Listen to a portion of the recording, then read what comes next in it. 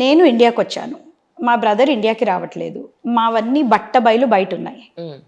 ఏం చేయాలి నేను నాకెందుకు వచ్చిందిలే అని చెప్పేసి నేను వెళ్ళిపోవాలా, లేదు అన్నీ వైండప్ చేయాలి, అది నా రెస్పాన్సిబిలిటీ అని పిల్లల్ని, హస్బెండ్ని, ఫ్రెండ్స్ని అందరినీ వదిలిపెట్టి, నా ఇంటి కంఫర్ట్ని వదిలిపెట్టి, ఇక్కడ పెట్టా బేడా సర్దుకొని హోటల్స్లో తిరుగుతా.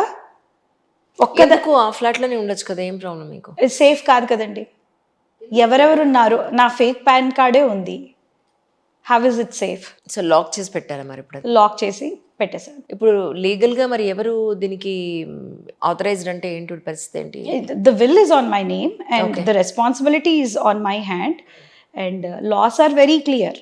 ఎవరు పొసెషన్లో ఎవరి చేతిలో ఉంటే వాళ్ళది అని. అంటే ఇప్పుడు ఫ్లాట్ మరి ఇప్పుడు ఇదంతా చేసింది ఎవరు? పని వాళ్ళ, మీ రిలేటివ్సా, ఎవరు, ఫ్రెండ్సా? రిలేటివ్స్ ఉన్నారు, పెద్దనాన్న పిల్లలు ఉన్నారు అని మా నాన్న డిక్లరేషన్లో చెప్పాడు.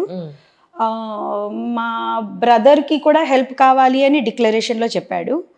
పలానా వాళ్ళు ఆస్తులు కొట్టేసేయాలి అని చెప్పాడు. పక్కనున్న పనివాడు నేను పెట్టలేదు. సో ఎవరు పెట్టారు మరి పని? నేను పెట్టలేదు, మా బ్రదర్ పెట్టాడు అన్న దానికి కూడా మా బ్రదర్ ఎప్పుడు నాకు ఫోన్ చేసి నా పనివాడు అని చెప్పలేదు.